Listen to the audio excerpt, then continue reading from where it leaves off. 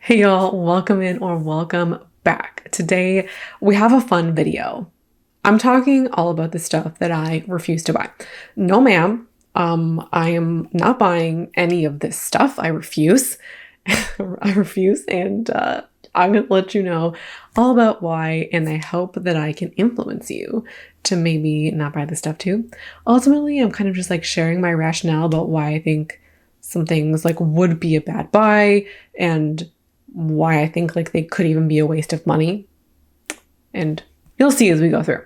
Some of these are like, I will die on this hill. Other things are like not that serious.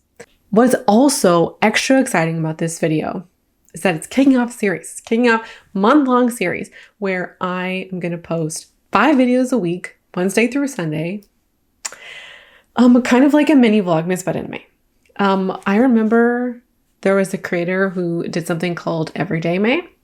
I love that name, so we're going to call it Everyday May, but it's like 5 days a week, not every day.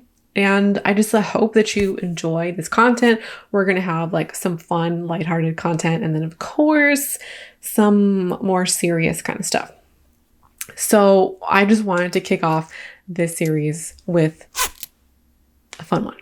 So without further ado, let's get into it. And we're going to start off with the item that that created this whole video.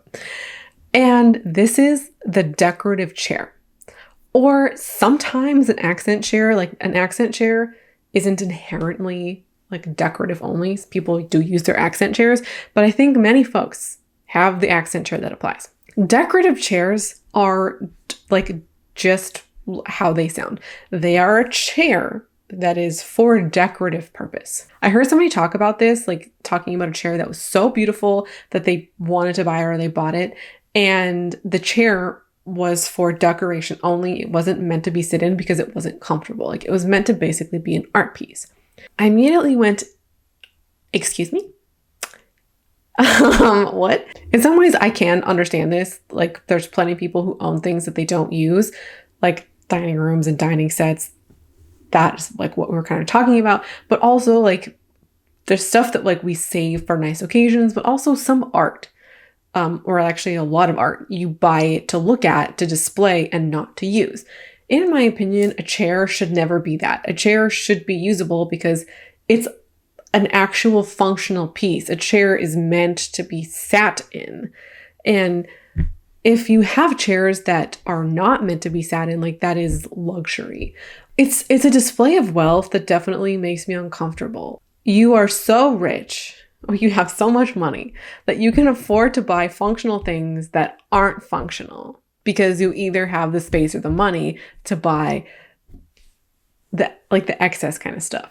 To me, chairs should always be functional. Like this is my channel. This is like my life. I get to make the rules.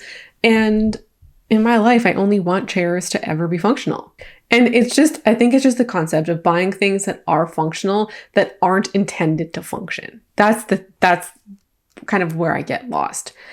But this mindset is very common in a sense of buying things to use them on occasion or on the rarity. And there's different components to this. Like there's some stuff that we consider so beautiful that we don't want to use it because it's going to ruin the beauty. I was actually preparing some scripts where I was looking at decorative candles, like candles that are in the shapes of flowers or other kinds of objects, and burning the candle destroys the beauty. Like you can only observe that thing in its shape when it's not burned, which is another one of those things where it's like candles are meant to be burned, and you get what I'm saying? And sometimes we want to save our nicest stuff for our special occasions, or like if we have a lipstick with a special embossing, or we have a really beautiful notebook, or we have like anything with embossing, when you use it, you ruin the embossing and it's not nice to look at. I also think like using stuff for the special occasion does happen in lots of spaces, like in our like makeup or beauty, clothes, stuff like that. But also I was just really thinking about the dining room. How many people grew up in homes or had friends or family who like had dining rooms and dishes that were only used like 4 times a year. We are owning stuff and buying stuff that we will use 2 or 4 times a year. 4 times a year over like 10 years is 40 uses. I'm just like really caught up on the dining room because if you use a dining room 4 times a year, then not only do you have dishes and cabinets, but you also have chairs and tables, new furniture pieces. Some of very often like the most expensive furniture pieces in homes are used 4 times a year, which is the equivalent, in my opinion, to the decorative chair that doesn't get used, because your dining room chair is only used 4 times a year. Like that's barely used. I feel very strongly about that one. So I kind of went on a little bit there, but we're going to move on. And number 2 are pillows without interchangeable covers. These annoy me in a way that's just a little bit unnecessary. Like I'm especially bothered by them. And I'm bothered by them because they just feel like waste of money. Home decor trends, they come and go. And when you buy pillows that you can't interchange the color or cover, not only are they harder to wash and harder to maintain, that's one thing. But number 2, you're going to eventually have to declutter that whole pillow. Not have to, but eventually what happens is we declutter the entire pillow because you don't like the cover.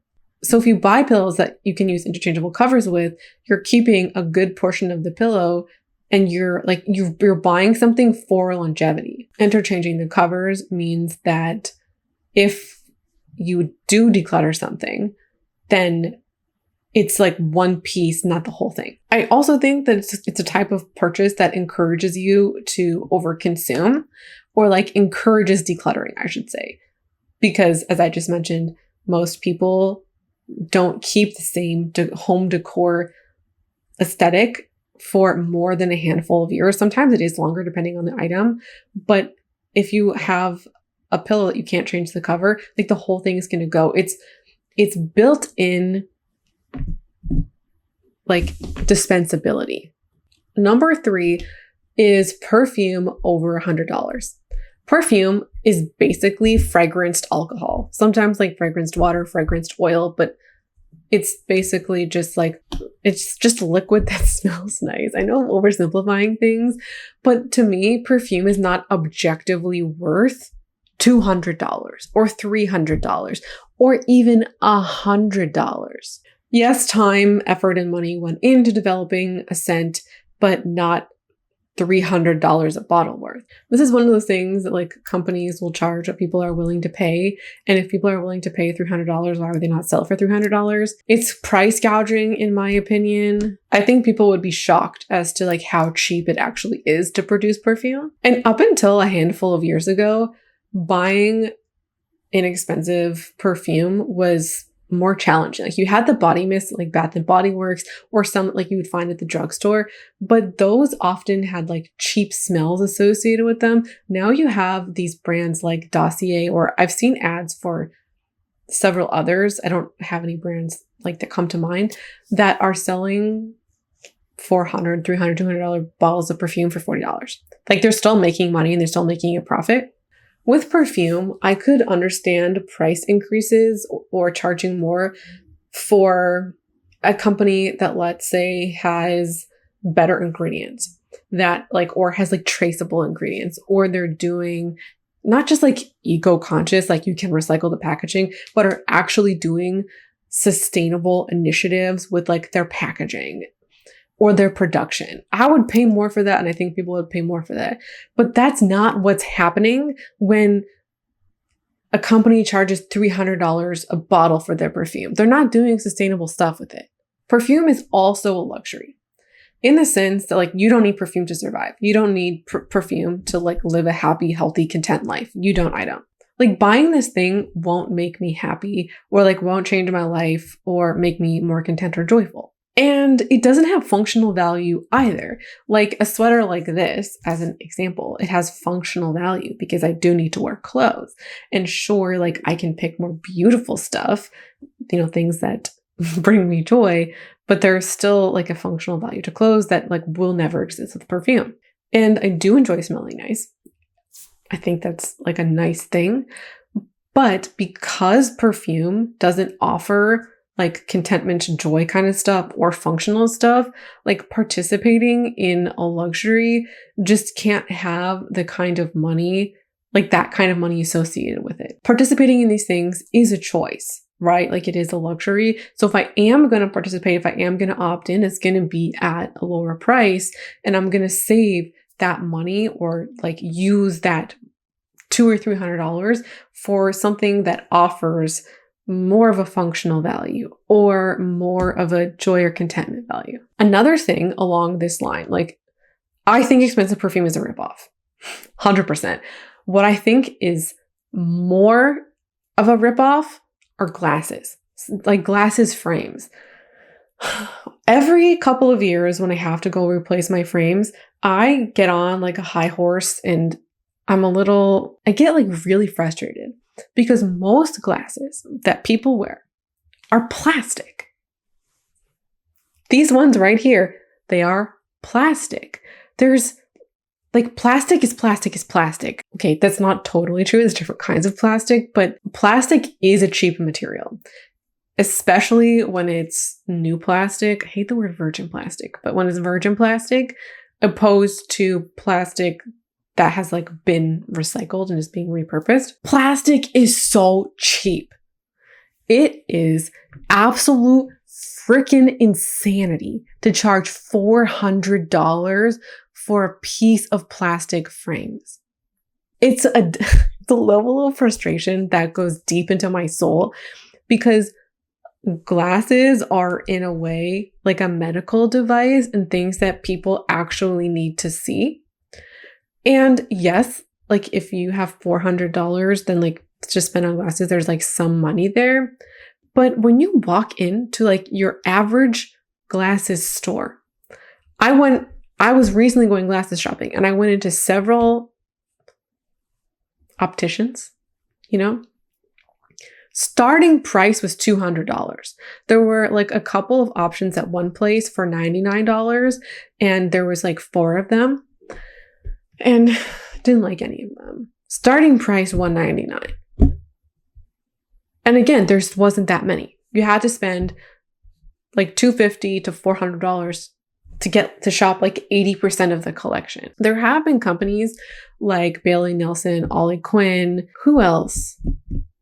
Bond Look, that have kind of created the deals of like buy a pair of glasses and frames for $150. Sometimes you can even get them like cheaper, like with lenses, depending on the time of year. There's also a company, Pair Eyewear, that is doing them, I think, for even cheaper. Like I think maybe $58 or $65, something like that. We do need to be careful when we say like, oh, let's make stuff cheaply.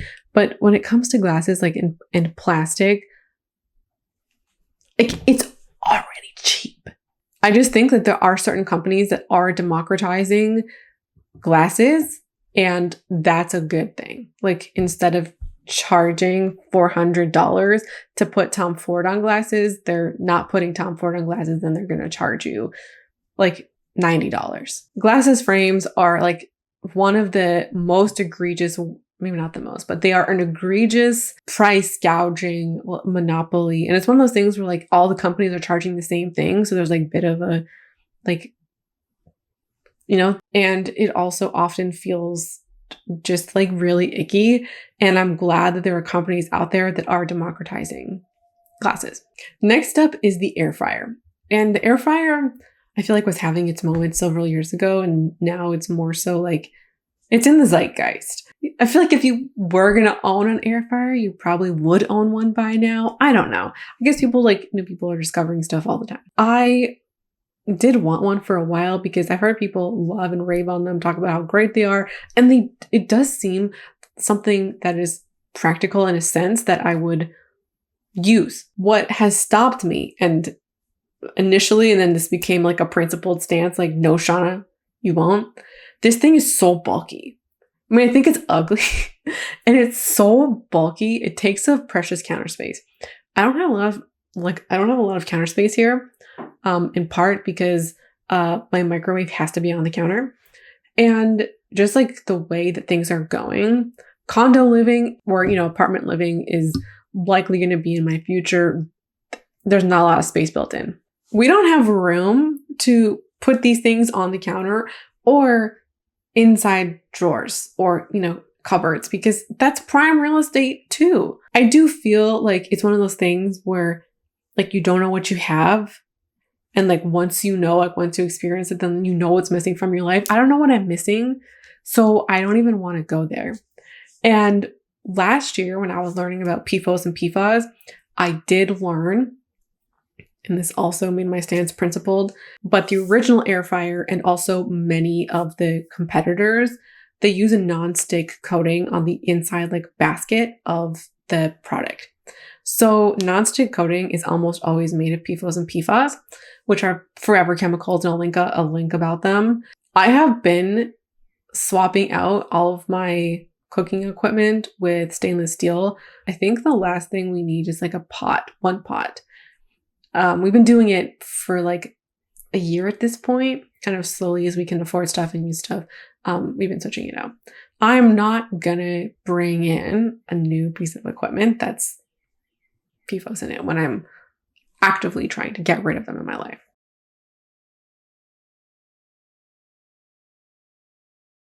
Okay, the Stanley. I initially, when the Stanley was blowing up, I initially had my not like other girls moment, like, ugh, you like the Stanley? And I had to check myself. I was like, no, we're gonna let the girlies like what they like. They're cute. We're friends with them. They're friends with us. Like, we're not going to judge other girls for the things that they like. We're not going to do that. So I got over it. And then I was like, is this cute? Or like, do I just want this because everybody else has it? And also sometimes I mentally feel like I'm 19, like just a 19-year-old girl. No. Anyways, so I had that inner dialogue. I was looking at them recently. I had the option of like getting a dupe. And I was like, no, actually, I think these are so ugly. I think they're ugly because of the handle. And then they're also ginormous. Like, they're colossal and they're so expensive. Like, why is this $60? I don't understand. I get that the Stanley, is good because it fits in the car cup holder. I don't drive, number one. And two, it bothers my head to see that, it'll go down and then it'll divot, like that smaller, how it changes shape and you get smaller at the bottom. It's like a sensory thing, but it bothers me. It needs to be one size, like one length. It can't change shape like that. It's not allowed. And the longer that I looked at it, the more I realized it bothered me. Like, it bothers me at an irrational level. And I can't, I also work from home. I don't I don't need any other drinking vessels other than a glass. I can refill my glass at home. The sink is literally right there. I don't need a specialty drinking equipment. And if I do, I already have a perfectly good water bottle, which I'm calling myself out here. Who remembers the Swall water bottles that were $50 10 years ago? I bought one of those. Maybe not 10 years ago, maybe 8 years ago. No shit, 10 years ago was 2014. Around 10 years ago, I bought one and I still own it. So if I want a drinking vessel, I can use that. I also, if I am going to use a water bottle, it needs to fit into my backpack, because Stanley's not going to fit into my backpack. It's just it's not the vessel for me. So we don't need it. And I do think that a lot of people who did buy this bought it for the aesthetic value and the popularity, maybe more than the functional value. I don't know. If you own a Stanley, I would like to know, do you use it? And also how do you use it? Because I would get somebody who commutes to work and they drive to work. So they put in their cup holder and they carry it with them to work. I would get that. I do. I don't know. Maybe I'm too narrow-minded to be you're going to carry around that mug on the train with you if you're on the train or on the bus. Okay, I'm going to be more specific.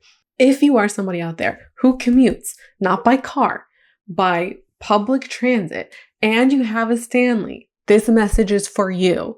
I need you to tell me how that operation works. I just like could not fathom lugging that around. And also because it's me, like when I used to commute to school, I would have the water bottle in my backpack and then I would hold my coffee mug.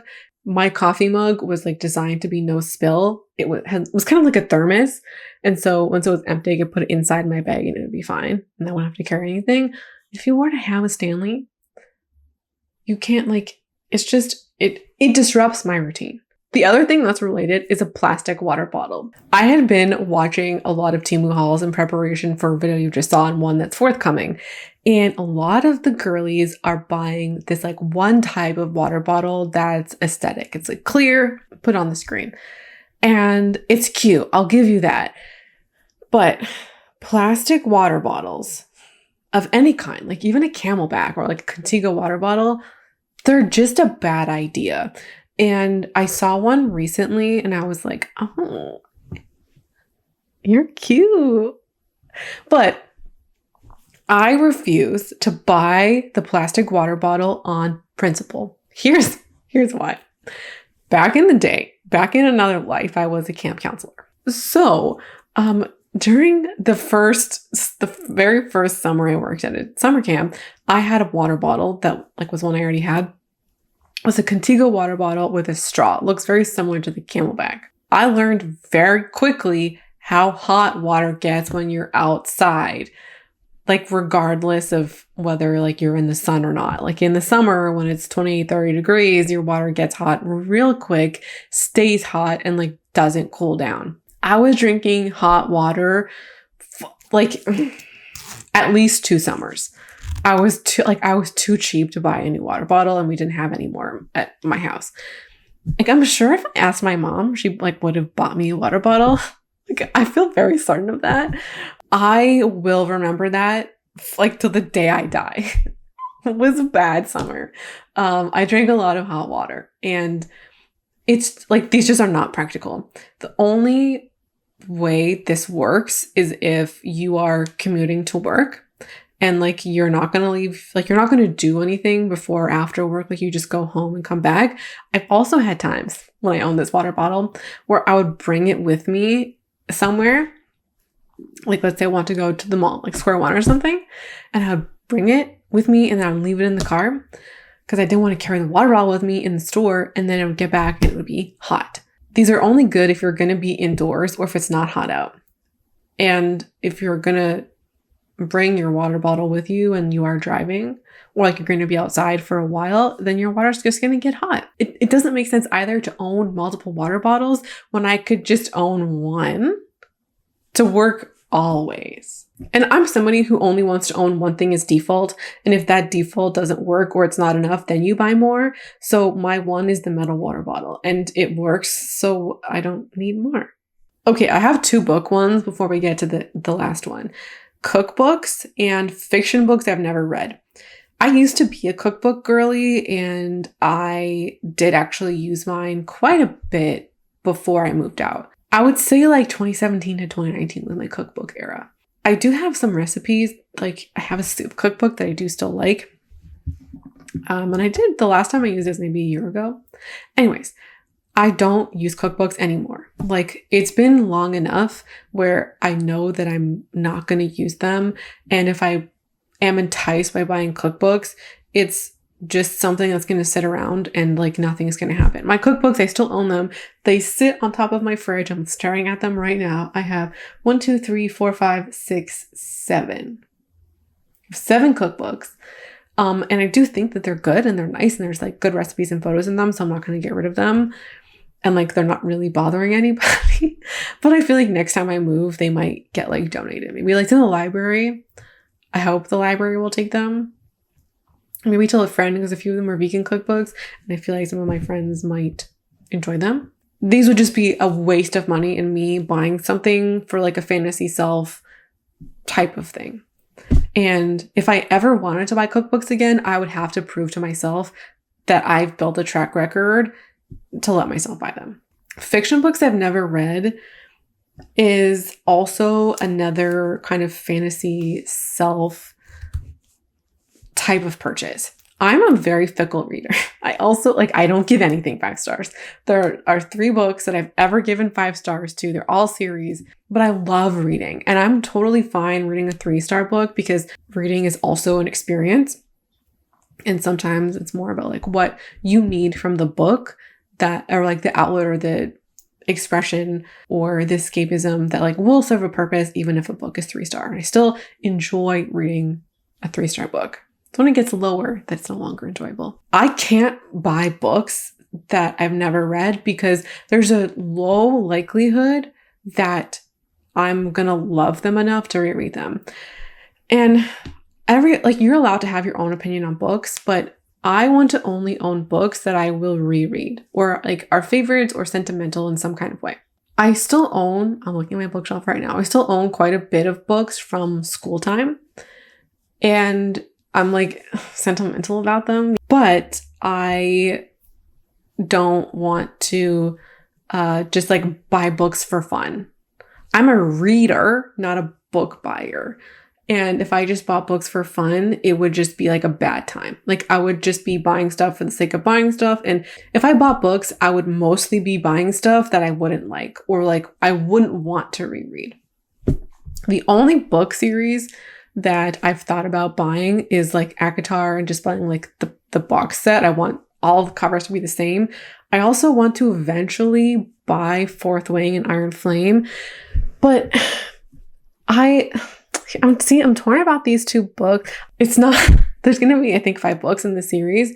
It's not complete. You don't know what the covers are going to be like and if they're going to go together. So if I bought them, they would have such functional value. They would be heavy hitters. So those would be the only books that I would purchase. And buying books otherwise is just cluttering up a bookshelf. It doesn't make sense. And when I'm interested in buying books, fiction books, I know that I'm in a something is aesthetically drawing to me, or I'm in an aspirational self kind of thing. I would, however, if I, let's say, found a book online and I was able to read the first one, but then the second or third one weren't available at the library or somewhere like that, then I would consider buying that book. But I haven't really had anything like that come up. The last one, it's a bit of a tricky one for me. And these are white/light canvas shoes. The Converse is what I was thinking about, but also Keds and Vans apply here. Also would apply here to be Air Force Ones. They to me look nasty when they're dirty. I used to love the look of a dirty Converse. That really was something else. It got to me. I liked it. I liked the dirty Converse because for a long time, I owned high top Converse and I owned a low top one. And I was very much the emo scene kid, especially when I owned my high tops. So the dirty Converse was the rite of passage. Your clean Converse was you're a square or something. You're not cool. You don't got the style. Which is funny to me now. And I guess there's also aesthetic norms within genres of subcultures. Now I think canvas shoes look gross or look bad when they're dirty. They're also incredibly difficult to keep clean. I tried cleaning my white Converse a couple years ago. I haven't worn them in about a year. And I couldn't get them and I don't want to wear them. And so when you have a white shoe that is hard to clean and easy to get dirty, its functional life gets shortened. You don't want to wear it as long. And it's not eligible in your mind to wear as long as a darker shoe or a non-canvas shoe. So I've opted for, when it comes to white shoes, leather look. Yeah, not leather, but that leather feeling material. That's easy to wipe off, easy to clean. It just makes the sneaker endure longer. And this also applies to I have a pink pair of Nike running shoes and they're not canvas. They have some kind of plasticky parts on them, but they also have some other fabric parts on them. And I definitely could have cleaned them at a point, but I don't clean my shoes. I don't. And I also know myself. They look all right now, and I still wear them a lot more. Got them a few years ago. But I have learned my lesson. They were my running shoe for a while, and I learned the lesson, and I got a dark pair of running shoes, and I've run almost a year with them, maybe like 10 months. I've done a lot of runs with them, and they look great. You know, I've learned the lesson of the pink running shoe, which is like the similar vein as the white/light canvas sneaker. And I've been talking about these pink high top platform Converse that I've been super interested in. I debated the white for a second, and I was like, no, I'm taking the lesson of my years of Converse owning, and I'm putting them into action and making better choices. If I get them, it's either the pink or the black. The black just feels too edgy for me at this point, and I just feel like pink is way more me. But I don't know if I think the pink might be light enough where it just might apply here, where it might be too light to keep clean and to like want to wear for longer. I know I've talked about these sneakers in many videos over the past 2 months because I really want them, and I really feel like I will wear them. But now I'm like, what's the life cycle of these? Am I going to only want to wear them for 2 years? Or like, could I own them for 5? The last pair of Converse I owned, I bought them in 2014. And I would say I stopped wearing them in 2022. I didn't wear them for about a year, and then I broke them out and wore them in 2022. So how many years is that? Like 8 years? Say maybe 7 of good wear. That's what I want in my shoe. I did wear them like maybe too long because they did have holes at the end, but I feel like a good shoe should be worn. You know, you should wear it. Wear the shoe. That's the video. That was 10 things that I refuse to buy. I won't buy them on principle. And there's like good reasons, I think. So let me know, what is the stuff that you aren't going to buy or that you don't buy? I would love to know what's on your list and if you have feelings about what I've mentioned. So thank you for watching, hang out with me today. I loved having you here. I hope you'll subscribe and join me for Everyday May, where we have 5 videos a week. Thanks for watching, and I hope to see you again around here soon. Bye.